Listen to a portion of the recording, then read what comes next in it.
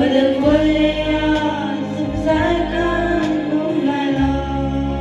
ganun hiboy parang kauna saan ang mausi mansuyin tugan praktika jaman laksong lang tingin dan begin chun cinta usi boy parang kau chin chin se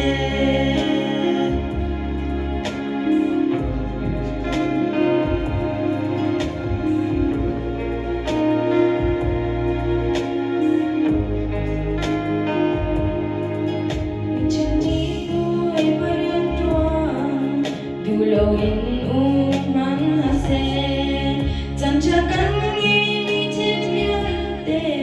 Way parang tamang usi Nun begin chun cinta usi Kan ngimi chole batila Way pataoy mingilawin Mangusipit chin usi Hoy